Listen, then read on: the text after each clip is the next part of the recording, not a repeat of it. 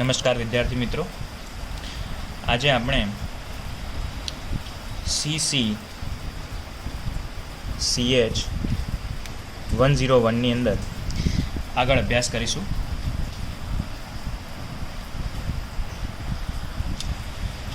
તો એમાં યુનિટ 1 રાસાયણિક બંધારણો અથવા રાસાયણિક બંધનો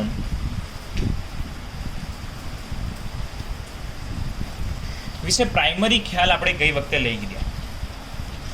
આજે આપણે જે મુખ્ય થિયરી છે વીબીટી અને એમઓટી એની પર અભ્યાસ કરવાનો છે. તો આજે જે આપણે થિયરી ભણવાના છીએ એ છે વીબીટી.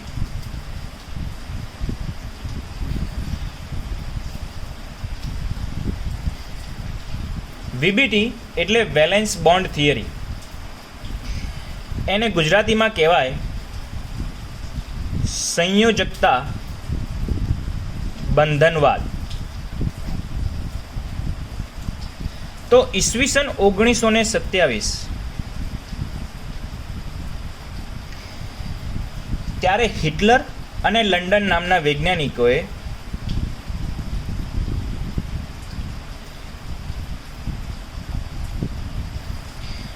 સૌ પ્રથમ આ વાદની પ્રાપ્તિ સ્થાન એને પ્રસ્થાપિત કર્યો હતો. ત્યારબાદ સ્લેટર અને પાઉલુંગે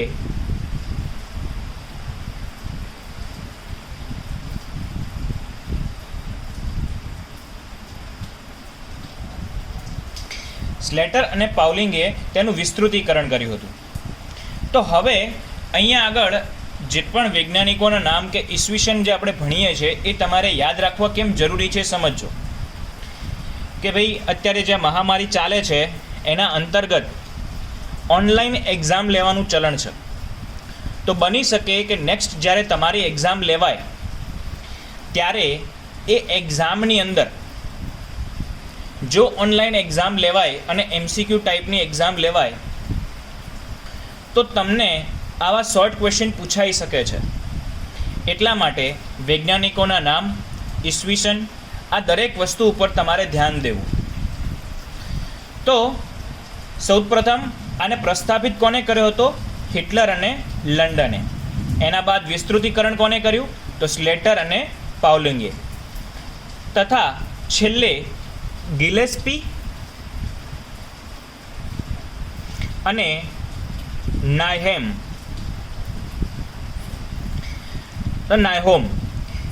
આ જે બે વૈજ્ઞાનિક હતા એમને આ સંયોજકતા કોષમાં ઇલેક્ટ્રોન વચ્ચેનું અપાકર્ષણનો પ્રભાવ સમજાવ્યો હતો. તો આપણે અમુક વીબીટીના મહત્વના મુદ્દાઓ ભણવાના છે. તો પરમાણ્વીય કક્ષકોનું અતિવ્યાપન કેવી રીતે થાય છે, એટલે કે ઓવરલેપિંગ કેવી રીતે થાય છે એ સમજવું જરૂરી છે. એટલે સૌથી પ્રથમ મુદ્દો એ છે કે પરમાણુનું જે પરમાણ્વીય કક્ષકો હોય છે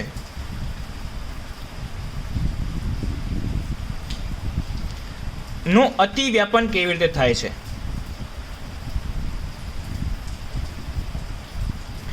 તો અહીંયા આગળ અતિવ્યાપન એટલે શું પહેલા એ સમજો. અતિવ્યાપન એટલે ઓવરલેપ થવું. સમજી લો કે આ એક કક્ષા છે, એની ઉપર જો બીજી કક્ષા આવી રીતે ગોઠવાય તો એ શું થયું? ઓવરલેપિંગ થયું કહેવાય.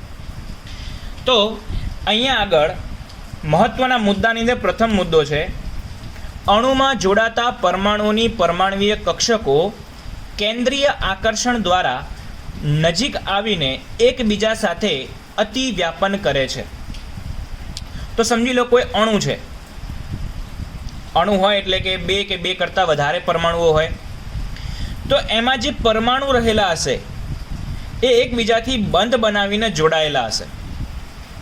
આ બંધ બનાવીને જોડાયેલા પરમાણુની પરમાણ્વીય કક્ષકો જે હશે એ પરમાણુની કક્ષકો બીજા કેન્દ્રથી આકર્ષણ પામીને પાસે નજીક આવીને ગોઠવાય છે અને એકબીજા પર અતિવ્યાપન થાય છે. સમજી લો કે એક પરમાણુ છે અને એની આ કક્ષકો છે, બરાબર. મેં અહીંયા બે કક્ષકો દર્શાવી છે. જો હવે બીજું કોઈ કેન્દ્ર હોય અને એની વચ્ચે અહીંયા બંધ બનતો હોય ઇલેક્ટ્રોનની ભાગીદારીથી, તો આની પણ બે કક્ષકો હશે. તો હવે આનું જે આકર્ષણ છે એના કારણે આ બે કક્ષકો એકબીજાની ઉપર આમ સહેજ આગળ વધીને જે ઓવરલેપિંગ થાય એ ઓવરલેપિંગની વાત કરી છે, એને કહેવાય છે અતિવ્યાપન. આ જે અતિવ્યાપન હોય છે એ આંશિક રૂપમાં થાય છે, કારણ કે કેન્દ્ર વચ્ચે અને ઇલેક્ટ્રોન વચ્ચે તો અપાકર્ષણ હશે જ, બરાબર ને. તો અહીંયા આગળ અતિવ્યાપન જે થયું એ કે કોના આકર્ષણથી થયું? તો કે ભાઈ આ કક્ષક અને સામેના કેન્દ્રની એ બંનેના આકર્ષણથી થયું છે. પરંતુ આ કેન્દ્ર વચ્ચે અને આ બે કક્ષક વચ્ચે તો શું હશે? થોડું ઘણું ત્યાં આગળ અપાકર્ષણ પણ હશે. તો અહીંયા આગળ એ સમજવું જરૂરી છે કે અતિવ્યાપન બાદ ઇલેક્ટ્રોનની સ્પિન પરસ્પર વિરુદ્ધ દિશામાં ગોઠવાય છે. સમજો કે અહીંયા અતિવ્યાપન થઈ ગયું અને અતિવ્યાપનના બાદ જે બે ઇલેક્ટ્રોન નજીક આવ્યા, જે કક્ષકો નજીક આવી, એટલે એની અંદર રહેલા ઇલેક્ટ્રોન જે છે એમની સ્પિનની દિશા બદલાઈ જશે. જો એકની દિશા ઉપરની તરફ હશે તો બીજેની નીચેની તરફ હશે. ચોથો મુદ્દો તો કે ભાઈ અતિવ્યાપન પરમાણુની એવી કક્ષકો વચ્ચે સંભવ બને છે કે જેમની પાસે અયુગ્મિત ઇલેક્ટ્રોન હોય. પૂર્ણ ભરાયેલ કક્ષકો અતિવ્યાપન કરવા માટે અશક્તિમાન છે, બરાબર. તો અહીંયા કહેવા શું માંગે છે? તો કે ભાઈ આ કક્ષક જે છે એ કક્ષકની અંદર જે ઇલેક્ટ્રોન ગોઠવાયેલા છે એ કક્ષક અપૂર્ણ ભરાયેલી હોવી જોઈએ, એ પૂર્ણ ભરાયેલી હોવી જોઈએ નહીં. અંદર અયુગ્મિત ઇલેક્ટ્રોન હાજર હોવો જોઈએ. સમજી લો કે અયુગ્મિત ઇલેક્ટ્રોન કેવી રીતે? તો આપણે કક્ષકો ભણતા આવ્યા છે કે S P D F, બરાબર ને. તો S ની અંદર કેટલા ઇલેક્ટ્રોન સમાય? તો કે 2 ઇલેક્ટ્રોન સમાય. P ની અંદર તો કે 6 ઇલેક્ટ્રોન સમાય. તો હવે આ P ની અંદર હું કહું કે S ની અંદર હું કહું કે આ એક ઇલેક્ટ્રોન નથી, કે ભાઈ અહીંયા આગળ આ ઇલેક્ટ્રોન નથી, તો આ ઇલેક્ટ્રોન કેવો કહેવાય? અયુગ્મિત ઇલેક્ટ્રોન કહેવાય, બરાબર. તો આવા અયુગ્મિત ઇલેક્ટ્રોન હાજર હશે તો જ અહીંયા આગળ અતિવ્યાપન થશે, નહીં તો અતિવ્યાપન થશે નહીં, બરાબર. તો પહેલો મુદ્દો હતો સંયોજકતા બંધનવાદની અંદર કે ભાઈ પરમાણ્વીય કક્ષકોનું અતિવ્યાપન થાય છે. હવે જે બીજો મુદ્દો છે બંધનું સ્થાયિત્વ.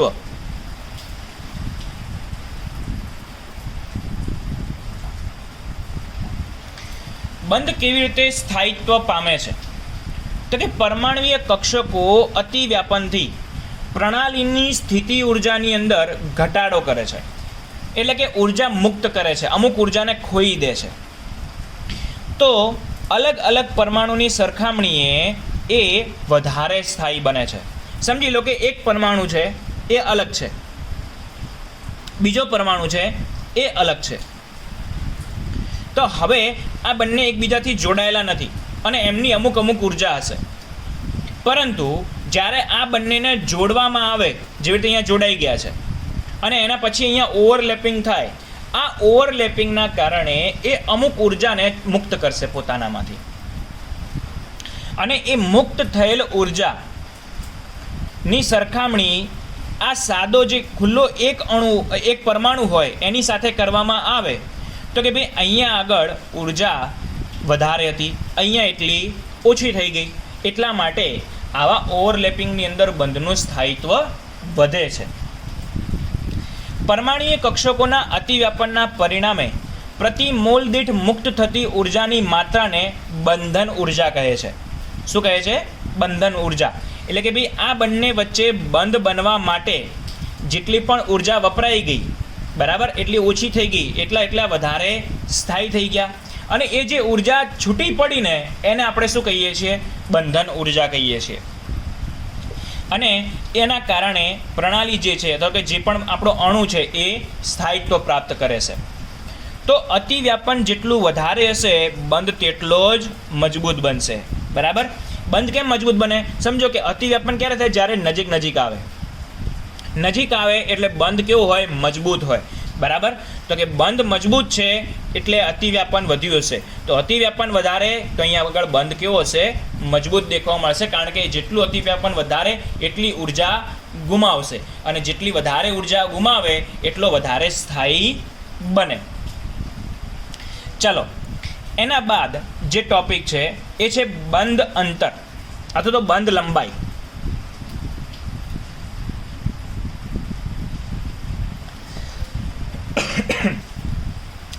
તો પરમાણ્વીય કક્ષકોના અતિવ્યાપન થાય છે ત્યારે બે ઇલેક્ટ્રોન બે કેન્દ્રોના આકર્ષણ ક્ષેત્રમાં આવે છે અને તે બે કેન્દ્રો વચ્ચે સ્થિત થાય છે, અર્થાત એવું કહી શકીએ કે સહસંયોજક બંધ બનાવે છે.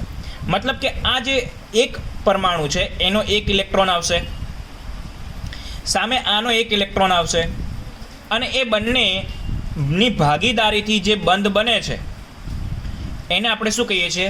સહસંયોજક બંધ કહીએ છીએ. તો અહીંયા આગળ સહસંયોજક બંધ એ બે પરમાણુઓ વચ્ચેનું સકેન્દ્રિત થાય છે. તો ઇલેક્ટ્રોન કેન્દ્ર વીજભાર દ્વારા ત્યાં સુધી આકર્ષણ થાય છે જ્યાં સુધી પરમાણુઓ વચ્ચે બંધ અંતર સ્થાપિત ન થાય. એક વખત આ બંધ અંતર સ્થાપિત થઈ જાય એટલે કે R0, એને R0 બંધ અંતરને શું નામ આપ્યું છે? R0. તો આ જે R0 છે ઓર્બિટલનો ત્રિજ્યા છે, બરાબર. તો કે ભાઈ એ જે ત્રિજ્યા જે છે એ એક પ્રમાણે ઓછું થઈ જશે, બરાબર. એના બાદ પરમાણુઓ વચ્ચે શું થશે? અપાકર્ષણ થશે. આમ કેન્દ્રોની વચ્ચેનું આ અંતર, સમાન અંતર કે જ્યાં કેન્દ્રો પર લાગતું અપાકર્ષણ અને આકર્ષણ બળ સમાન થઈ જાય એટલે એ લોકો સ્થિર થઈ જશે.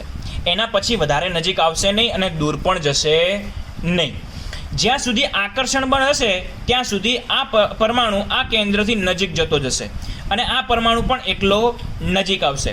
પરંતુ કેન્દ્ર વચ્ચે જેવું અપાકર્ષણનું મૂલ્ય અને અહીંયા આગળ જે આકર્ષણ હતું એનું મૂલ્ય એ સરખું થઈ જાય એટલે પછી બંધ લંબાઈ વધશે પણ નહીં અને ઘટશે પણ નહીં. અને હવે જે અંતર વધ્યું કેન્દ્રથી કેન્દ્રની વચ્ચે, બરાબર, એને આપણે શું કહીએ છીએ? બંધ લંબાઈ કહીએ છીએ.